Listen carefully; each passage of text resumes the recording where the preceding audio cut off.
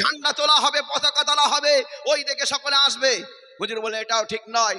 কেউ বললাম যখন ওয়াক্ত হবে তখন ঢোল বাজানো হবে। হুজুর বললেন না, এটাও ঠিক নয়। কেউ বলল যখন ওয়াক্ত হবে তখন ফুঁক মারা হবে, তখন বাঁশি বাজানো হবে। হুজুর বললেন এটাও ঠিক নয়। মজলিস বরখাস্ত, কোন বিচার হলো না, ফয়সালা হলো না। আব্দুল্লাহ ইবনে যায়েদ রাদিয়াল্লাহু আনহুকে স্বপ্নে দেখানো হলো। কি? ফেরেশতা দেখিয়ে দিলেন এইভাবে আজান দাও, আল্লাহু আকবার, আল্লাহু আকবার, এইভাবে আজান দাও। রাসূলুল্লাহ সাল্লাল্লাহু আলাইহি সাল্লামকে যখন আব্দুল্লাহ ইবনে যায়েদ রাদিয়াল্লাহু আনহু বললেন, হুজুর বললেন হাজিহি রুয়াল হক, এ স্বপ্ন সত্য, এইভাবেই তোমরা আজান দাও। বলুন সুবহানাল্লাহ।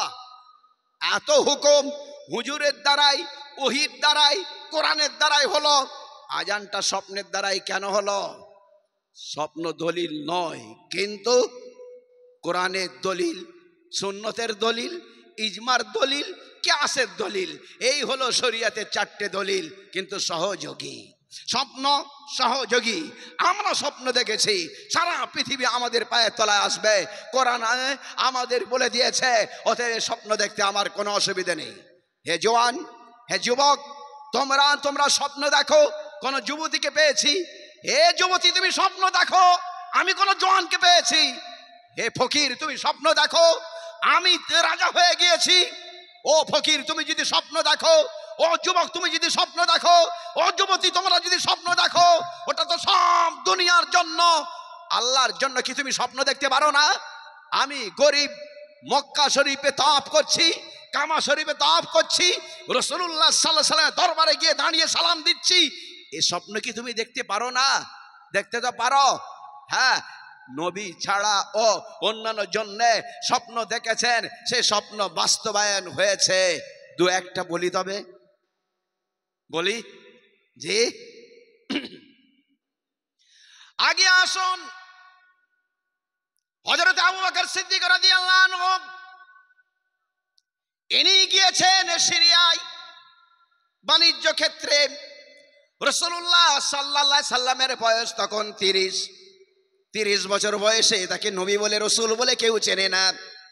তাকে চেনে আল আমিন হিসাবে, সত্য মানুষ, আমানতদার। তার কাছে বিচারের জন্য যাওয়া হবে, সোনার টাকা তার বাড়িতে জমা রেখে যা হবে, এই থেকে বেশি তাকে কিছুই চেনে না। এইরকম অবস্থায় হযরতে আবু বকর সিদ্দিক রাদিয়াল্লাহু আনহু তিনি বলছেন, আমি গেলাম সিরিয়ায় গিয়ে ঘুমন্ত অবস্থায় একটা স্বপ্ন দেখলাম। ঘুমন্ত অবস্থায় স্বপ্ন দেখলাম, কাবা শরীফের ভিতরে একখানা আলো, আমার বাড়িতে ওই আলোটা প্রবেশ করলো, এরপরে অন্যান্য বাড়িতে প্রবেশ করলো। ঘুমখানা ভেঙে গেল। ঘুমখানা যখন ভেঙে গেল, তখনকার জামানার ইহুদি পাদ্রীর কাছে আমি ছুটেছি স্বপ্নের ব্যাখ্যা জানার জন্য। ঘটনাক্রমে ওই ইহুদি যার বাড়িতে আমি গিয়েছি, তিনি কি করছিলেন, তার কিতাব তাওরাত খানা তিনি পড়ছিলেন। তাওরাতের ভিতরে ওই স্বপ্নের ব্যাখ্যাটাই তিনি ওই মাত্র পড়েছেন। হুসনে ইত্তেফাক, সুবর্ণ সুযোগ এটা। হযরতে আবু বকর গিয়ে বলছেন, আমি দেখলাম একখানা আলম আমার বাড়িতে, কাবা শরীফে অন্যান্য বাড়িতে, এর কি কোনো অর্থ হয়? ওই পাদ্রী মহাশয় বলছেন, অর্থ তো হয়, বলবো, আপনি আগে কসম খেয়ে বলুন 10 বছর আমি কাউকে বলবো না। আবু বকর বললেন, হ্যাঁ ঠিক আছে, কাউকে বলবো না, বলুন এই স্বপ্ন কি? পাদ্রী মহাশয় বললেন, আপনাদের গ্রামে মোহাম্মদ বলে কেউ আছেন? বলে হ্যাঁ। আবু বকর বললেন হ্যাঁ। পাদ্রী মহাশয় বললেন, তার আব্বার নাম কি? আব্দুল্লাহ। আবু বকর সিদ্দিক রাদিয়াল্লাহু আনহু বললেন হ্যাঁ। পাদ্রী মহাশয় বললেন, আম্মার নাম কি? আমেনা। আবু বকর সিদ্দিক রাদিয়াল্লাহু আনহু বললেন, হ্যাঁ সবই ঠিক বলছেন। পাদ্রী মহাশয় বললেন, আপনি আপনার নাম বলেননি, আমি বলে দিচ্ছি, আপনার নাম হলো আবু বকর। আবু বকর সিদ্দিক বলছেন, সবই তো ঠিক বলছেন, কেমন করে বলছেন, কেন বলছেন, কেমন করে বলছেন? বলছে, শুনুন ভালো করে, আপনার আসার আগে আমি এক্ষুনি পড়ছিলাম তাওরাতে, আমার কিতাবের ভিতরে লেখা আছে, যিনি হবেন শেষ নবী তার নাম হবে মুহাম্মদ, আব্বার নাম হবে আব্দুল্লাহ, মায়ের নাম হবে আমেনা, খলিফার নাম হবে আবু বকর। তিনি এসে একটা স্বপ্ন দেখবেন, একটা আলম, কাবা শরীফে তার বাড়িতে, অন্যান্য বাড়িতে, একজন পাদ্রী মহাশয় তার ব্যাখ্যা করবেন। ও আবু বকর ভালো করে শুনুন, আপনি হলেন সে আবু বকর, আর আমি হলাম সেই পাদ্রী। আপনি তার ইসলামটা কবুল করবেন, আমিও বেঁচে থাকলে আমিও তার ইসলামখানা কবুল করব। এই আলোটা অন্য কিছুই নয়, এই আলোটা হচ্ছে হযরতে মুহাম্মদ সাল্লাল্লাহু আলাইহি সাল্লামের ঈমানের আলো। বলুন সুবহানাল্লাহ, জোরে বলেন সুবহানাল্লাহ। এই আলো হলো হযরতে মুহাম্মদ সাল্লাল্লাহু আলাইহি সাল্লামের ঈমানের আলো। কাবা শরীফে মানে তিনি এসে গিয়েছেন মক্কায়। আপনার বাড়িতে মানে হলো আপনি তার ইসলামকে কবুল করবেন সর্বপ্রথম। অন্যান্য বাড়িতে ঢুকছে, এর মানে হলো গোটা আরব ভূখণ্ডে ইসলামের আলোয় আলোকিত হয়ে যাবে। যেখানকার স্বপ্ন সেখানে রেখে দিয়ে চলে যান। বিগত আগামী 10 বছর কাউকে আপনি বলবেন না, আগামী 10 বছর চুপচাপ থাকবেন, কাউকে বলবেন না আমি যদি বেঁচে থাকি আমিও তার ইসলামকে কবুল করব। আবু বকর সিদ্দিক রাদিয়াল্লাহু আনহু একদিন, দুদিন, 1 মাস, 2 মাস, 1 বছর, 2 বছর পরে, 10 বছর পরে লক্ষ্য করছেন রাসূলুল্লাহ সাল্লাল্লাহু আলাইহি সাল্লাম বলছেন, আইয়ুহান নাস, হে সমগ্র মানব, কুলু লা ইলাহা ইল্লাল্লাহ তুফলিহুন, তোমরা লা ইলাহা ইল্লাল্লাহ পড়ে নাও, কামিয়াব হয়ে যাবে। আল্লাহ ব্যতীত কোনো উপাস্য নাই এটা বলে নাও, তোমরা সফল হয়ে যাবে। আনা মুহাম্মাদুর রাসূলুল্লাহ, আমি মুহাম্মদ সাল্লাল্লাহু আলাইহি সাল্লাম আল্লাহর রাসূল। আবু জেহেল গালাগালি করল, আবু লাহাব বলল, তাব্বাল্লাক, তুমি ধ্বংস হও। হযরত আবু বকর সিদ্দিক রাদিয়াল্লাহু আনহু তিনি এসেছেন, বলছেন, হুজুর আপনি যদি নবী হবেন, রাসূল হবেন, আপনি তবে একখানা পরিচয় আপনি দিন, একটা মুজিজা পেশ করুন, একটা অলৌকিক আশ্চর্য কিছু করে দেখান। রাসূলুল্লাহ সাল্লাল্লাহু আলাইহি সাল্লাম বললেন, দেখাবো না, কারণ আল্লাহ তাআলা বিগত 10 বছর আগেই এই মুজিজাকে আল্লাহ তাআলা স্বপ্নের মাধ্যমে জানিয়ে দিয়েছেন। কোথায়? সিরিয়ায়। তুমি গিয়েছিলে, দেখেছিলে একখানা আলো কাবা শরীফে, তোমার বাড়িতে, অন্যান্য বাড়িতে ঢুকছে। পাদ্রীর কাছে গিয়েছিলে, মনে নেই? বলছে, হ্যাঁ হুজুর, বাকিটাও বলে দিন। রাসূলুল্লাহ সাল্লাল্লাহু আলাইহি ওয়াসাল্লাম বললেন, আবু বকর, ওই পাদ্রী মহাশয় বলেছিলেন এই আলোটা অন্য কিছুই নয়, এই আলোটা হচ্ছে মুহাম্মদ সাল্লাল্লাহু আলাইহি ওয়াসাল্লামের ঈমানের আলো। কাবা শরীফে মানে মক্কায় এসে গিয়েছি, তোমার বাড়িতে মানে তুমি ইসলামকে কবুল করবে, অন্যান্য বাড়িতে মানে গোটা আরব ভূখণ্ডে ইসলাম প্রতিষ্ঠিত হয়ে যাবে। সঙ্গে সঙ্গে আবু বকর সিদ্দিক রাদিয়াল্লাহু আনহু রাসূলকে জড়িয়ে ধরেছেন, জড়িয়ে ধরে আরবের প্রথা অনুযায়ী চুমা দিচ্ছেন কপালে, আর বলছেন, আশহাদু আল্লা ইলাহা ইল্লাল্লাহ, আমি সাক্ষ্য দান করি আল্লাহ ব্যতীত কোনো উপাস্য নাই, ওয়া আশহাদু আন্না মুহাম্মাদার রাসূলুল্লাহ, আমি সাক্ষ্য দান করি মুহাম্মদ সাল্লাল্লাহু আলাইহি সাল্লাম আল্লাহর পাঠানো রাসূল। তারা স্বপ্ন দেখেছেন, বাস্তবায়ন হয়েছে। আমরাও স্বপ্ন দেখেছি, আগামীতে বাস্তবায়ন হবে, বলো ইনশাআল্লাহ। কোন তো জাতি ঘুমিয়ে আছে, জাগাচ্ছে ওরা জমি করার আন্দোলনে। আমরা জমি ছাড়বো না, জীবন দিতে রাজি আছি। এই বাক্য যখন আমরা বলবো, আগামীতে সারা দুনিয়াকে গ্রাস করে নেবো, বলো ইনশাআল্লাহ। হযরত ওমর রাদিয়াল্লাহু আনহু তিনিও স্বপ্ন দেখেছেন, বুখারী শরীফে আছে। ওমর রাদিয়াল্লাহু আনহুর ইসলাম গ্রহণের খবর আপনারা অনেক পড়েছেন, অনেক শুনেছেন। সেই রাতে মুস্তাফা বিশ্বনবী হযরত মুহাম্মদ সাল্লাল্লাহু আলাইহি সাল্লামের জীবনীতে ওমর রাদিয়াল্লাহু আনহুর ইসলাম গ্রহণের অনেক লম্বা চওড়া ঘটনা লেখা আছে। আমি ও লম্বা চওড়া ঘটনা বলবো না, আমি একটা ছোট্ট হাদিস বলবো যা সহিহ রাত বুখারী শরীফে আছে। হযরত ওমর রাদিয়াল্লাহু আনহু ইনি হলেন মুলহাম ব্যক্তি। মুলহাম মানে হলো যাকে অন্তরে জাগিয়ে দেওয়া হয় হক কথা স্বপ্নের মাধ্যমে কিংবা জাগ্রত অবস্থায়, এর নাম হলো ইলহাম। আর যাকে করা হয় তার নাম হলো মুলহাম। রাসূলুল্লাহ সাল্লাল্লাহু আলাইহি সাল্লাম পরামর্শ করেছেন কি করা হবে, বিভিন্ন সাহাবী বিভিন্ন মত দান করেছেন, কিন্তু ওমর রাদিয়াল্লাহু আনহুর বিরুদ্ধে হুজুর সাল্লাল্লাহু আলাইহি সাল্লাম সে ফয়সালা করেছেন, ওমর রাদিয়াল্লাহু আনহুর পক্ষে আল্লাহ তাআলা আয়াত অবতীর্ণ করেছেন। একখানা নয়, দুখানা নয়, বুখারী শরীফে কয়েকটা জায়গায় 4-5টা আছে, আর অন্যান্য জায়গায় দেখলাম প্রায় 18টা আয়াত আছে। ওটা বললাম 18টা ঘটনা আছে, 18টা আয়াত আছে। ওমর রাদিয়াল্লাহু আনহু বলেছেন এটা করুন, আল্লাহ তাআলা সেই রকম আয়াত অবতীর্ণ করেছেন। অবশেষে পরিশেষে সর্বশেষে রাসূলুল্লাহ সাল্লাল্লাহু আলাইহি সাল্লাম বলেই দিলেন, লাউ কানা বাদি নাবিয়্যুন লাকানা ওমর, আমার পরে যদি কোনো নবী হতেন হযরত ওমর রাদিয়াল্লাহু আনহু নবী হতেন।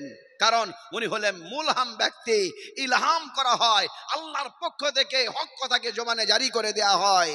আজারাল্লাহুল হাক্কা আলা লিসানে ওমর, ওমর রাদিয়াল্লাহু আনহুর জবানে আল্লাহ তাআলা হক কথাকে জারি করে দেন। তার ইসলাম গ্রহণের খবর বিস্তারিত আপনাদের জানা আছে।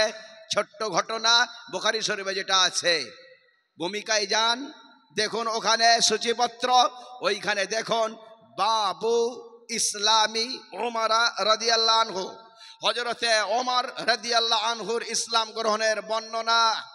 ওইখানে গিয়ে খুঁজে দেখুন হযরত ওমর রাদিয়াল্লাহু আনহু তিনি নিজেই কি বর্ণনা করছেন। রাবি হযরত ওমর রাদিয়াল্লাহু আনহু, ওমর রাদিয়াল্লাহু আনহু তিনি বলছেন, ইসলামের আগে আমি ছিলাম পৌত্তলিক, পুতুল পূজা করতাম, দেবদেবীর পূজা করতাম। মায়ের মন্দিরে আমি শুয়ে আছি, মায়ের মন্দিরের সামনে চাতানে বাইরে আমি শুয়ে আছি। হঠাৎ করে আমি স্বপ্ন দেখলাম, একজন একটা গরুর বাচ্চা বাছুর আনল, বাছুরটাকে রেখে দিয়ে আবার জবাই করল।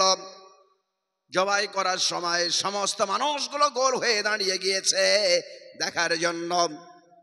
আমিও দাঁড়িয়ে গিয়েছি। বাছুরের যখন বলি দেয়া হলো, বাছুর মরে যাওয়া কথা ছিল, বাছুরের পেট থেকে একখানা আওয়াজ বের হলো। বুখারী শরীফে লেখা রয়েছে, ইয়া জালি আমরুন নাজি রাজুলুন ফাসি ইয়াকুলু লা ইলাহা ইল্লাল্লাহ। হে বলিদাতা, শোনো মুক্তির কথা। বলছেন একজন স্পষ্টভাষী, আল্লাহ ব্যতীত কোনো উপাস্য নাই। যখন এরকম আওয়াজ বের হয়েছে, যতজন দাঁড়িয়ে ছিল সকলে ভয়েতে দৌড় মেরেছে। আমি কিন্তু দৌড়ে পালাই নাই, আমি সাহস মানুষ, আমি একাই ওই জায়গায় দাঁড়িয়ে রইলাম। তদন্ত করব আমি আওয়াজখানা কোথা থেকে বের হয়। আওয়াজটা যখন মানুষ বারবার শোনে তখন ঘুমখানা তার ভেঙে যায়।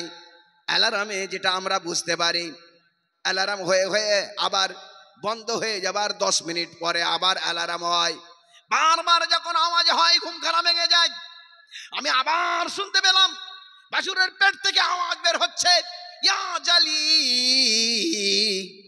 হে বলিদাতা আমরুন নাজি, শোনো মুক্তির কথা। রাজুলুন ফাসি ইয়াকুল, একজন স্পষ্টভাষী বলছেন, লা ইলাহা ইল্লাল্লাহ, আল্লাহ ব্যতীত কোনো উপাস্য নাই। ঘুমখানা আমার ভেঙে গেল। এরপরেতে চিন্তা ভাবনা করলাম, মনে হয় আরব ভূখণ্ড থেকে, এই এলাকা থেকে পৌত্তলিকতা দূর হয়ে যাবে। এক আল্লাহ তাআলার ইবাদতের ঘোষণা কেউ করবেন। স্পষ্টভাষী তো একজনই ছিলেন, তিনি হলেন মুহাম্মদ সাল্লাল্লাহু আলাইহি সাল্লাম।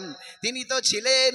আমি কিছুদিন পরে দেখলাম মুহাম্মদ সাল্লাল্লাহু আলাইহি সাল্লাম আওয়াজ দিচ্ছেন, হে জগতের মানুষ, এক আল্লাহ তাআলাকে তোমরা মেনে নাও। স্বপ্ন তার বাস্তবায়ন হয়েছে। হযরত আবু বকর সিদ্দিক রাদিয়াল্লাহু আনহু, তার স্বপ্ন বাস্তবায়ন হয়েছে। হযরত ওমর রাদিয়াল্লাহু আনহুর স্বপ্ন বাস্তবায়ন হয়েছে। আমাদেরও স্বপ্ন, সারা দুনিয়াতে একবারের জন্য ইসলাম প্রতিষ্ঠিত হবে। কোরআন যেটা বলেছে ওটা আগামীতে হতেই চলেছে। সারা দুনিয়ার মানুষ কলমা পড়ে মুসলমান হয়ে ইসলামের বাতাবরণ, শান্তির বাতাবরণ, শান্তির একটা পৃথিবী গঠন করবে। আল্লাহ কবুল করুন, বলে আল্লাহুম্মা আমিন। সকালে বলে আল্লাহুম্মা আমিন। আপনাকে আগিয়ে আসতে হবে, পিছিয়ে গেলে হবে না। নামাজ নেই, রোজা নেই, হজ নেই, যাকাত নেই, সুদ ঘুষ আর জিনা ব্যভিচার করে এ মুসলমান কোনোদিন এগিয়ে যেতে পারে না। ওলামার কাছে আসতে হবে, ওলামাদের সান্নিধ্য নিতে হবে। মক্তবে আসুন, মাকতাবে আসুন, মসজিদে আসুন, ওলামার কাছে আসুন। জ্ঞান কিছু গ্রহণ করুন, নিজেকে পবিত্র করুন। পবিত্র যখন আমরা হয়ে যাব, অধিকাংশ যখন আমরা হয়ে যাব, আল্লাহর পক্ষ থেকে মদদ আসবে। আল্লাহ তাআলা ফেরেশতা দিয়ে সাহায্য করেছেন মাত্র 313, তার মোকাবেলায় হাজারো তীর তলোয়ার নিয়ে পারেনি তারা। আল্লাহ তাআলা তখন ফেরেশতা নামিয়ে দিয়েছিলেন। আজও আল্লাহ তাআলা ফেরেশতা নামাতে পারেন না? পারেন না? জি, পারেন না? পারেন না? পারেন। আজও আল্লাহ তাআলা ফেরেশতা পাঠাতে পারেন, আগামীতেও পাঠাবেন। আল্লাহ তাআলা মুসলমানের মদদ করবেন, করেছেন, এখনো করছেন, আগামীতেও করবেন। মুসলমানের মদদ ইনশাআল্লাহ আল্লাহ তাআলা আগামীতে করবেন। বলুন ইনশাআল্লাহ। বলুন, এ কত বড় মদদ! যখন কেন্দ্রীয় নির্বাচন হচ্ছিল, তখন আমি চিন্তা ভাবনা করেছিলাম হয় হারবে না হয় জিতবে। তারপর আমি চিন্তা ভাবনা করেছিলাম যদি জিতে যায় ভারতবর্ষ হিন্দু রাষ্ট্র হবে, আর যদি হেরে যায় তবে সারা ভারতবর্ষে আগুন জ্বলবে। এই দুটো চিন্তা ভাবনা করেছিলাম। না, আমার আল্লাহ তাআলা মহাজ্ঞানী, আমার থেকেও জ্ঞানী। ও ফাওকা কুল্লি জি ইলমিন আলিম, প্রত্যেকটা জ্ঞানীর উপরে আরেকজন জ্ঞানী আছে। আমি চিন্তা ভাবনা করেছিলাম হয় হারবে না হয় জিতবে। যদি হারে তবে সারা ভারতবর্ষে মুসলমানের আগুনে হোলি খেলা হবে, মুসলমানের রক্তে হোলি খেলা হবে। যদি জিতে যায় তবে হিন্দু রাষ্ট্র হবে। কিন্তু আমার আল্লাহ বলল না, ওটা করব না, হারাবো না, পুরো জেতাবো না, মাঝখানে কোমর ভেঙে ওকে জিতিয়ে রাখবো। আল্লাহ তাআলা করেছেন না করেননি? যে কেমন করলেন? পুরো দমে একক সংখ্যাগরিষ্ঠতা পেল না, আর একেবারে হেরো ভূত হলো না। কোমর ভাঙা একটা জাতিকে দাঁড় করিয়ে আল্লাহ পুতুল খেলার মতো করে রেখে দিয়েছে। কত বড় হিকমতওয়ালা! মাঝখানে ওকে করে দিয়েছে, এমন করে রেখে দিয়েছে যে ওটাও করতে পারলো না, এটাও করতে পারলো না, কোমর ভাঙা হয়ে পড়ে থাক। আল্লাহ তাআলা যদি কোমর ভাঙতে পারে তবে কি একেবারে গলা টিপতে পারে না? টিকবে ইনশাআল্লাহ। তবে আমাকে আগিয়ে আসতে হবে, আমাকে দুর্বলতা দেখালে হবে না, আমি পিছিয়ে গেলে হবে না, আমাকে আগালে আল্লাহর রহমত হবে, আল্লাহর রহমত আগিয়ে আসবে। আল্লাহর রহমত আগিয়ে আসলে আমি যাব এটা নয়, আমি আগিয়ে আসলে আল্লাহর রহমত আগিয়ে আসবে। স্বপ্ন আরো অনেকজন দেখেছেন, তাদের ব্যক্তি জীবন সংশোধন হয়েছে। আব্দুল্লাহ ইবনে মুবারক রহমাতুল্লাহ আলাইহি কথা বলেছে, আর বলেছে আমি মালিক ইবনে দিনার রহমাতুল্লাহ আলাইহির কথা।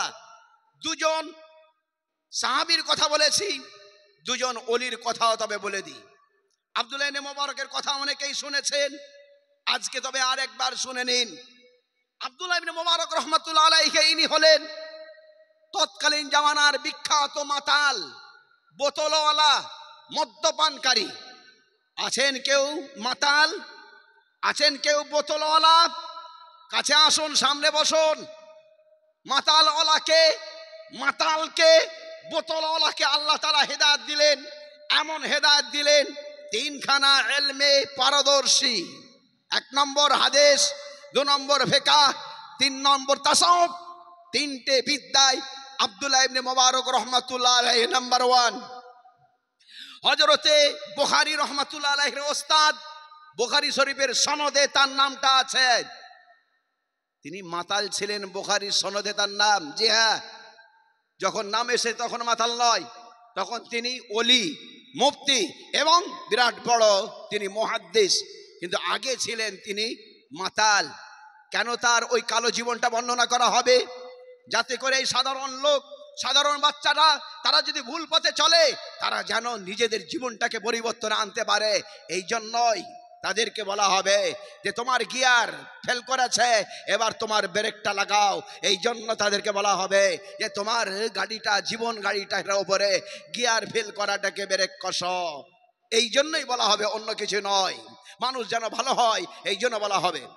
আব্দুল্লাহ ইবনে মুবারক রহমাতুল্লাহ আলাইহি বিখ্যাত মাতাল।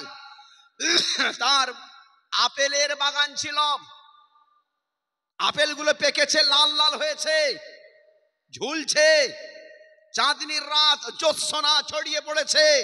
পূর্ণিমার রাত্রি বেছাই করে বন্ধুদেরকে বলেছে আসো, আজকে আমার বাগানে মাল পান করা হবে। শুধুই মাল নয়, আরেকটা মাল, তার নাম হলো লেডিস। সেখানে লেডিসরাও আসবে, তারা নাচবে, গাইবে, নর্তকী। তাদের পায়েতে কিছু আমরা টাকা দেব, তারা নাচবে গাইবে, আমরা পান করব আর নাচ দেখব। পূর্ণিমার রাত্রি একটা উদযাপন করব কোথায়? আপেলের বাগানে, দক্ষিণে হাওয়া আর জ্যোৎস্না রাত্রে নর্তকী গাইছে আর মাল পান করছে, সকলে রুকে রুকে। আব্দুল্লাহ মোবারক বলছেন, আমি কিন্তু রুকিনি, আমি কিন্তু একেবারে লাগামহীন পান করছি। পান করতে করতে যখন আমি বেহুশ হয়ে পড়ে গেলাম, তখন ওরা পালিয়ে গেল, নর্তকীও চলে গেল। তখন আমি স্বপ্ন দেখলাম, আমার কাছে একটা পাখি আসলো, আমার দিকে লক্ষ্য করে একখানা আয়াত স্মরণ করলাম, আয়াত পাঠ করলাম, ألم يأن للذين آمنوا أن تخشع قلوبهم لذكر الله। আল্লাহকে স্মরণ করার জন্য মুসলমানদের অন্তর নরম হবার কি এখনো সময় হলো না? হে মুসলমান, আল্লাহকে স্মরণ করার জন্য এখনো কি তোমার অন্তরখানা নরম হবে না? স্বপ্নের কথা কিছুই মনে নেই, বেলা হয়ে গিয়েছে, যখন গালে রোদ পড়ছে ঘুমখানা ভাঙল, স্বপ্নের কথা কিছু মনে নেই। নর্তকী নেই, পালিয়ে গেছে, বন্ধু নেই, পালিয়ে গেছে। একটা একতারা পড়েছিল, ওই একতারা বাজনাটা আমি বগলে দাবিয়েছি, টুং টুং করে বাজাবো বলে যখন চেষ্টা করলাম বাজলো না। মনে করলাম তার কোনো গন্ডগোল আছে, এই জন্য তারটাকে আমি টাইট দিলাম। দ্বিতীয়বার আবার চেষ্টা করলাম, তবুও বাজলো না। তৃতীয়বার যখন চেষ্টা বিফলে হলো, তখন আমি তাকে ভেঙে ফেলে দিলাম। দেখলাম কি গায়েবী একখানা আওয়াজ পেয়েছি।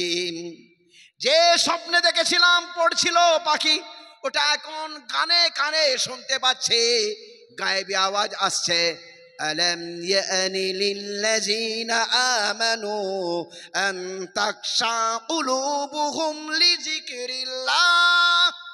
আল্লাহর জিকিরের জন্য মুসলমানদের অন্তর নরম হবার কি এখনো সময় হলো না? এবারে কানেও শুনতে পাই, চোখেও দেখেছি, তওবা করলাম। তখনকার জামানার বিখ্যাত ইমাম ছিলেন ইমামে আজম, ইমামে আজম আবু হানিফা রহমাতুল্লাহ আলাইহির বাড়িতে গেলাম। সেখানে গিয়ে আমি তার কাছে সব কথা বললাম। উনি বললেন, বাবা তওবা করো। আমি তখন তওবা করলাম, পড়াশোনা করলাম, হাদিস পড়লাম, পড়াশোনা করলাম, ফিকহ পড়লাম, পড়াশোনা করলাম, তাসাউফ পড়লাম। আজকে আমি এখন বিখ্যাত মুহাদ্দিস হয়ে গেলাম, ইমামে বুখারীর ওস্তাদ হয়ে গেলাম, বিখ্যাত আমি আল্লাহ তাআলার ওলি হয়ে গেলাম। কেমন করে হয়? কেমন করে সম্ভব হলো? নিজেদের পরিবর্তন তারা এনেছিলেন। আল্লাহ জোর করে কাউকে হেদায়েত দেবেন না। আমি চাইলে আল্লাহ তাআলা হেদায়েত দেবেন, নিশ্চয় আল্লাহর হাতে আছে হেদায়েত, কিন্তু আমি না চাইলে আল্লাহ হেদায়েত দেবেন না। ইন্নাকা লা তাহদি মান আহবাবতা ওয়ালাকিন্নাল্লাহ ইয়াহদি মান ইয়াশা। হে রাসূল, আপনি যাকে চাইবেন তাকে হেদায়েত দিতে পারেন না, আল্লাহ তাআলা যাকে চান তাকে হেদায়েত দান করেন। আবার আল্লাহ তাআলা এটাও বলছেন, আমি যাকে চাই তাকে হেদায়েত দেই, কিন্তু ইন্নাল্লাহা লা ইউগাইয়িরু মা বিকওমিন হাত্তা ইউগাইয়িরু মা বিআনফুসিহিম। মানুষ যতক্ষণ না পর্যন্ত নিজের পরিবর্তন না আনে, আল্লাহ তাআলা তার পরিবর্তন করান না। ভালো করে লক্ষ্য করুন, এক জায়গায় আল্লাহ বলছেন আমি চাইলে হেদায়েত দেব, আবার এক জায়গায় বলছে মানুষ না চাইলে হেদায়েত দেব না। এর মানে হলো ওটাই, আগে তুমি এক হাত আগিয়ে আসো, আমি আল্লাহ তাআলা তোমার দিকে দু হাত আগিয়ে যাব। আগে তুমি আসো হেঁটে হেঁটে, আমি আল্লাহ তাআলা তোমার দিকে দৌড়ে দৌড়ে যাব। আগে তোমাকে আসতে হবে। আমি তোমাকে নিরাপত্তা দিয়েছি, আমি তোমাকে স্বাধীনতা দিয়েছি, তোমার আমি এই অধিকার দিয়েছি, তুমি তবে এটাকে মেনে নাও আর এটা করে দেখাও, তবে আমি আল্লাহ তাআলা এইভাবে তোমার সহযোগিতা করব। আসুন আরেকজনের স্বপ্নের কথা, আরেকজন ওলির কথা বলি। মালিক ইবনে দিনার, তিনি হলেন বিখ্যাত একজন আল্লাহর ওলি। তাজকিরাতুল আউলিয়াতে তার ঘটনা লেখা আছে। মালিক মানে আপনারা জানেন, দিনার মানে হলো সোনার টাকা, বহু টাকার মালিক। এই মানুষটা তিনি বলছেন কি, তিনি এক জায়গায় জীবনের পরিবর্তনের পরেতে তার নামে এলান হয়ে গিয়েছে, এই জায়গায় তিনি বক্তব্য করতে আসছেন। সব লোক জমা হয়ে গিয়েছে, সাজো সাজো রব কি মালিক ইবনে দিনার এই জায়গায় বক্তব্য করতে আসছেন। উনি যখন উঠছেন, মালিক ইবনে দিনারের সঙ্গে একজন মাল খেত নিচে বসে আছে। সে তখন বলছে, এই মালিক, তুই আবার কবে ভালো হলি রে? লোকেরা বলছে, হাই দেখো, আমাদের প্রধান বক্তাকে বলছে কি আমাদের পাঁচু যে মাল খায়, সে বলছে এই মালিক তুই আবার কবে ভালো হলি? আর আমাদের প্রধান বক্তা তিনিও কিছু বলছেন না, চুপ করে আছেন। উনি বলছেন, হ্যাঁ, আল্লাহ তাআলা আমাকে হেদায়েত দিয়েছে। তুমি তো মাতাল ছিলে। বলে, হ্যাঁ, আমি আগে মাতাল ছিলাম। কেমন করে তুমি আজকে আল্লাহর ওলি হলে? বলে, ও ঘটনায় আমি বলবো। মালিক ইবনে দিনার নিজের ঘটনা নিজেই বর্ণনা করছেন। উনি বলছেন, যখন সকল মানুষ নামাজ পড়ে সেই সময় আমার মাল খেতে বেশি মজা লাগে। সকলে চলেছে লাইলাতুল কদরে ইবাদত করার জন্য। রমজানের 27 তারিখ খতমে কোরআন হচ্ছে মসজিদে মসজিদে, দোয়া হচ্ছে, নামাজ হচ্ছে। লাইলাতুল কদরে খায়রুম মিন আলফি শাহর, এই রাত্রিটা হাজার মাস অপেক্ষা উত্তম। সকলেই চলেছে মসজিদে, কিন্তু আমার অন্তরটা চাই এই দিনে মাল খেলে বেশি মজা লাগে। এই জন্য আমি গিয়েছি কোথায়? মদ্যপান করার জন্য মালের দোকানে। মালের দোকানওয়ালাও বন্ধ করে দিয়েছে। আমি তাদেরকে তুললাম, তারা বলল হবে না। আমি বললাম, দাও, আমি পুরাতন খদ্দের, না দিলে কিন্তু দিনের বেলা অসুবিধা করে দেব। ওরা তখন ভয়ে ভয়ে বলল, হ্যাঁ দেব, কিন্তু একটা শর্ত হলো, এখানে তুমি পান করবে না, রাস্তায় পান করবে না, বাড়িতে গিয়ে পান করবে। মালিক ইবনে দিনার বললেন, তাই? আমি নিয়ে চলে আসলাম। নিয়ে এসে আমি টেবিলের ওপরে রেখেছি। এসার পরেতে আমি এবারে পান করব। আমার একটা মেয়ে ছেলে ছিল, 3-4 বছরের বয়স। সে তখন ছুটে এসেছে, ছুটে এসে ধাক্কা মেরে দিয়েছে। ধাক্কা মেরে খিলখিল করে হাসছে। আব্বার কাছে তার অনেক স্নেহ আছে, অনেক আদর আছে, বাপের কাছে মেয়ের কদর আছে। আমি মাকে আর কিছু বলতে পারলাম না। মায়ের মতো আমি মেয়েকে সম্মান করি, আমি কিছু বলতে পারলাম না। বাপের কাছে মেয়ের কদর আছে, কিছু বলতে পারলাম না। মনে মনে ঠিক করে নিলাম, নিয়ত করে নিলাম, এই ঋণ আমি শোধ করব। আগামী বছর লাইলাতুল কদর যখন হবে, ওই সময় আমি এই ঋণ শোধ করব। আগামী বছরে আমি আবার পান করব, স্বাদটা তখন ডবল মজা লাগবে। 5 বছরে আমার মেয়েটা শরীর খারাপ হলো, অসুস্থ হলো, মারাই গেল। কিছুদিন কাঁদলাম, তারপরে ভুলে গেলাম। আবার চলে আসলো লাইলাতুল কদর, রমজান। আবার আমি চলে গেলাম মদ্যপান করার জন্য দোকানে।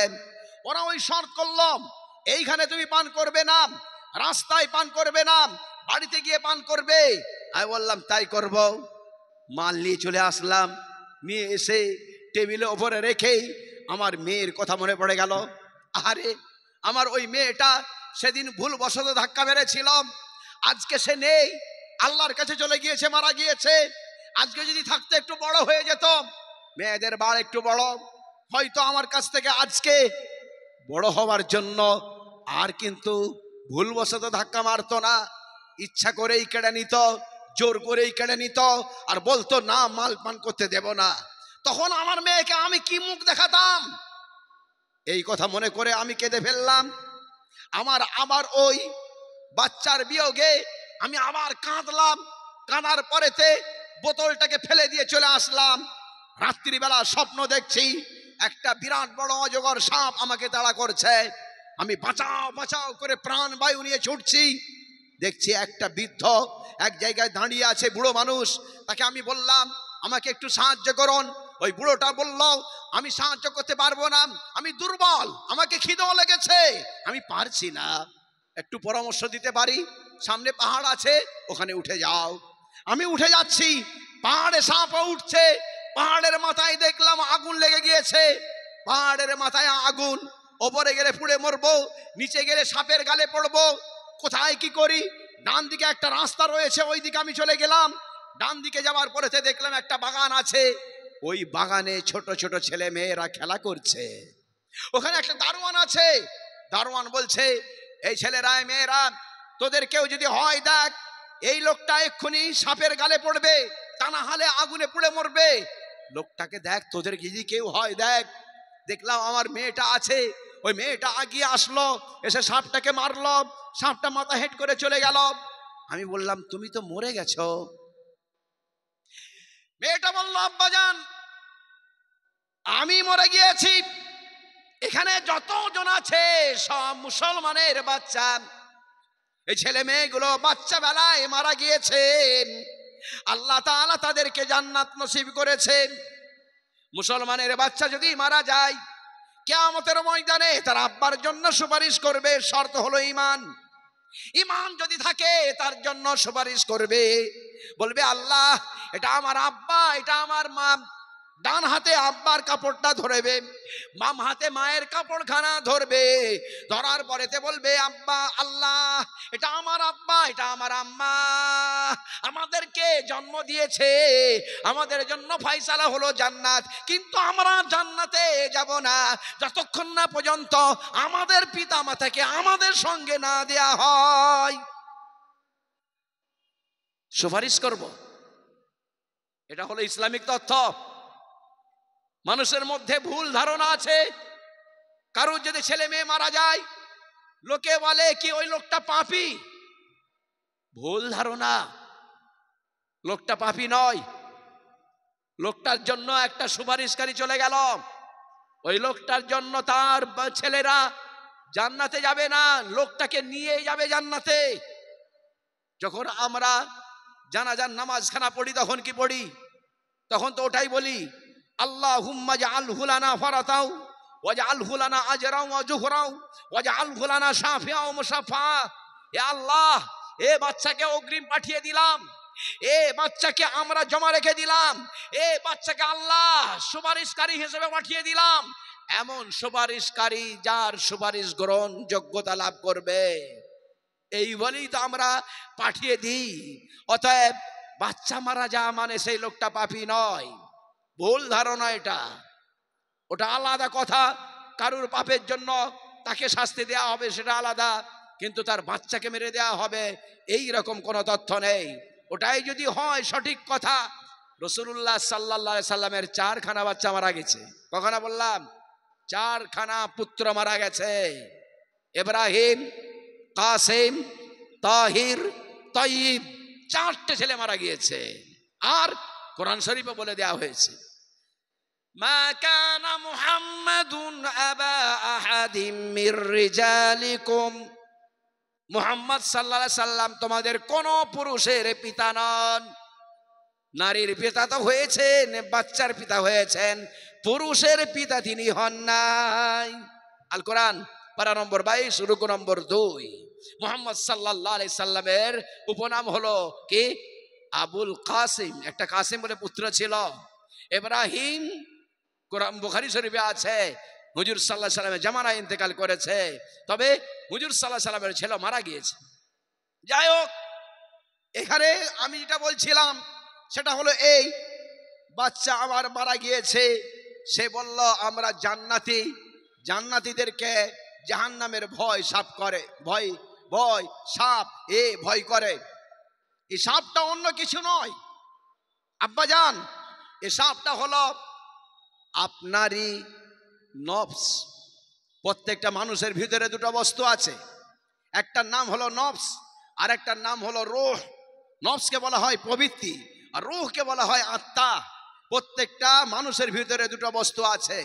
আপনি নিজেও পরীক্ষা করে নিতে পারেন আপনার ভিতরে দুজন আছে না নেই।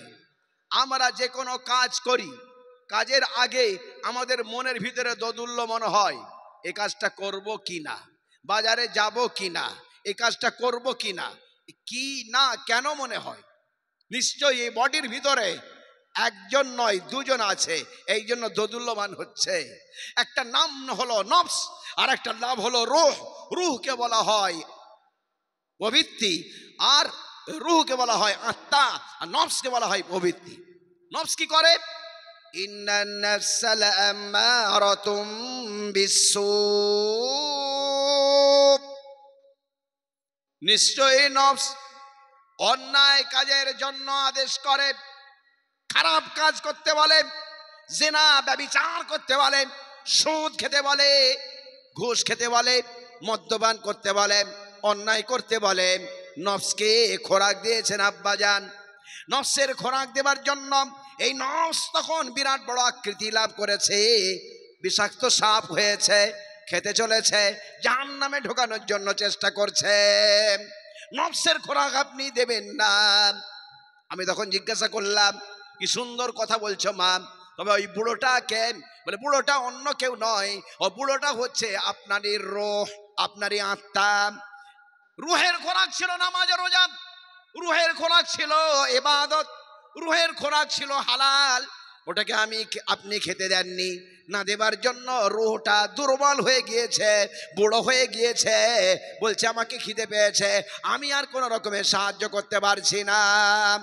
আজ থেকে তওবা করুন, আজ থেকে আপনি খবরদার নফসকে খেতে দেবেন না, রূহকে খেতে দেবেন। রূহ যখন তরুতাজা হয়ে যাবে, নফস যখন দুর্বল হয়ে যাবে, তখন আপনার দ্বারা আর অন্যায় হবে না। খিলখিল করে মেয়েটা হাসে, ঘুমখানা ভেঙে গেল।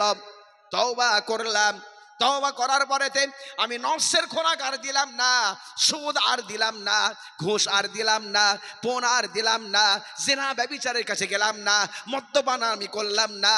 আমি তওবা করে দিলাম, রুহের খোরাক দিতে আরম্ভ করলাম, আত্মার খোরাক আমি দিতে করলাম। ওলামাদের কাছে গেলাম, ইমামদের কাছে আসলাম, মসজিদে আসলাম, মাদ্রাসায় আসলাম, লেখাপড়া করলাম। এরকম করতে করতে বিখ্যাত মাতাল থেকে আজকে আমি মালিক ইবনে দিনার আল্লাহর ওলি হয়ে গিয়েছি। সুবহানাল্লাহ। তবে কেন আমি হতে পারবো না? আমিও পরিবর্তন আনি, আমিও জীবনের ভিতরে পরিবর্তন আনি। আমিও যদি জীবনের ভিতরে পরিবর্তন আনি, আমারও একদিন কি হবে, আমার জীবনটাও একটা ভালো জায়গায় পৌঁছে যাবে।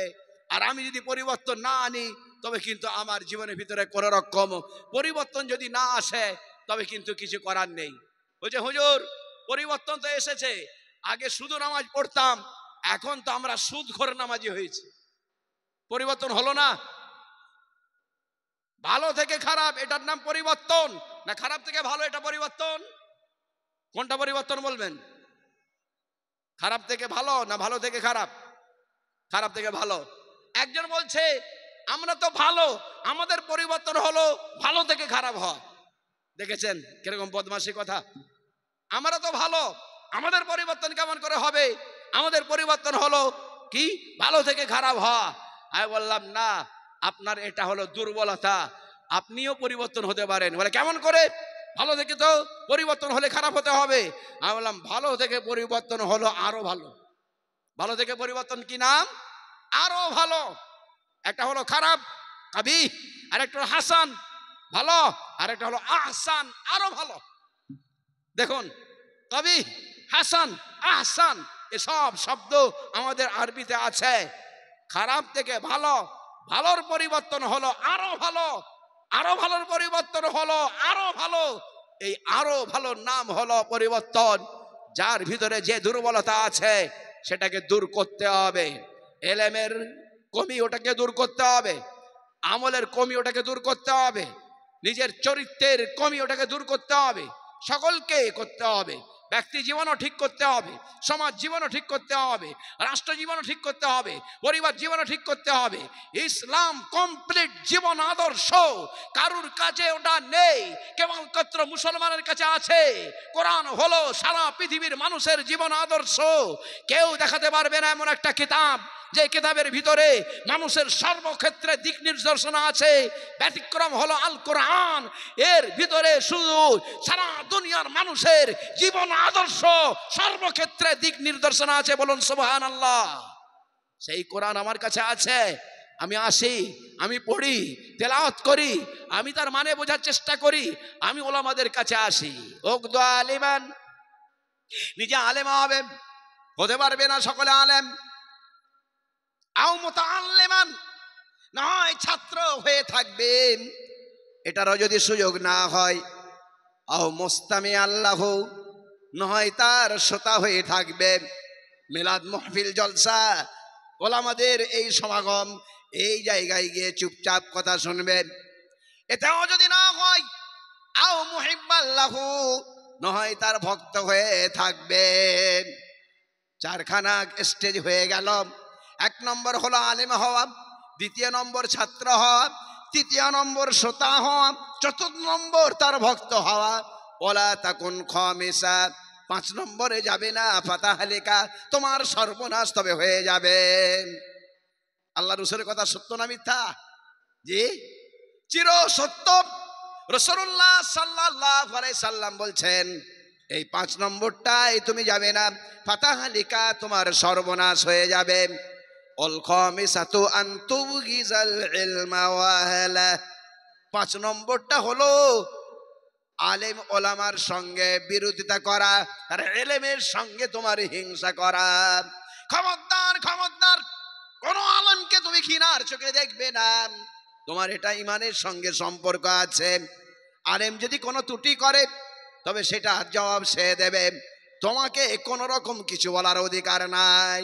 সাধারণ মানুষ তুমি সাধারণ হয়ে থাকো, আলেম যদি কিছু ত্রুটি করে ফেলে, মান সাতারাল্লাহ সাতার মান সাতারা সাতারাহুল্লাহ, যে ব্যক্তি কোন একটা বান্দাকে তার গুনাহকে লুকিয়ে দেয়, আল্লাহ তাআলা তার গুনাহকেও লুকিয়ে দেবে। একজন ভাই আর একজন ভাইয়ের অন্যায় দেখলো, সেটাকে গোপন করে দিল, আল্লাহ তাআলা বলেন আমি তার সব গুনাহকে গোপন করে দেব। কত সুন্দর কথা! আলেম তবে ভুল করবে, আমি তবে তাকে সমর্থন করব। ভুলের সমর্থন নয়, আলেমের ভালোবাসা থাকবে। কোরআন শরীফ আছে, বাড়িতে কোরআন শরীফ আছে। উই পোকা লেগেছে, কি করবেন বলেন? লাথি মারবেন? কোরআন শরীফ রেখে দিয়েছিলেন, উই পোকা লেগে কুরে কুরে খেয়ে দিয়েছে, লাথি মারবেন কি? জিজ্ঞাসা আমার। লাথি মারবেন? পারবেন না, কারণ ওটা কোরআন, পড়া যে যাচ্ছে না। কি করবেন তবে? পড়তে না পারলেও তাকে পরিষ্কার করে চুমু খেয়ে আবার উপরে রাখতে হবে। যে আলেম ভুল পথে চলেছে তার নিদর্শন হলো ওই রকম কোরআন শরীফ উই পোকা লাগা কোরআন শরীফ। পড়া যায় না বলে লাথি মেরে ফেলে যায় না, পড়া যায় না তবুও তাকে পরিষ্কার করে চুমু খেয়ে আবার রাখা হয়। ওই রকমই কোন আলেমের যদি কিছু ত্রুটি হয়ে যায় তবে ওই ত্রুটিটা নেওয়া হবে না, কিন্তু তার সঙ্গে ভক্তি ভালোবাসা রাখা হবে। কথা বুঝে আসলো? জি, কথা বুঝে আসলো? এইরকম আমরা করবো বলে ইনশাআল্লাহ। আলেমও কেমন করে চলবে সেটাও একটুখানি বলে দিই। ইমাম আজম আবু হানিফা রহমাতুল্লাহ আলাইহি তিনি বলছেন, রাত্রির বেলা বের হলাম, পানি হয়েছে দেখলাম, একটা মাতাল দেখছি এদিক ওদিক পা ফেলছে। আমি তখন বললাম, মাতাল রে, পা সামাল, পড়ে যাবি। ও তখন বলল, হুজুর আমি পড়ে গেলে কেবল আমি পড়ব, আপনি যেন পড়ে যাবেন না, আপনি পড়ে গেলে গোটা উম্মতটাই পড়ে যাবে। আমাকে শিক্ষা দিল, জ্ঞানের কথা বলল। হতে পারে ও মাতাল, হতে পারে বেতাল, হতে পারে ও বোতলওয়ালা, কিন্তু আমাকে জ্ঞানের কথা বলেছে। আমি বলেছি শরীর খানা পড়ে যাওয়া, কিন্তু ও বলেছে কি জ্ঞান থেকে, আদর্শ থেকে পড়ে যাওয়া। আমি যদি জ্ঞান থেকে পড়ে যাই, আদর্শ থেকে পড়ে যাই, ভুল ফতোয়া যদি দিয়ে দিই, ভুল পথে যদি মানুষকে চালায়, তবে গোটা উম্মত খানায় যে পড়ে যাবে। আমাকে ওই দিক দিয়ে সে সতর্ক করেছে। কত ভালো কথা! সব জায়গায় আমার শিক্ষার জায়গা আছে, অতএব আমাকে শিক্ষা নিতে হবে, শিক্ষার জায়গায় যেতে হবে, জ্ঞানীদের কাছে যেতে হবে।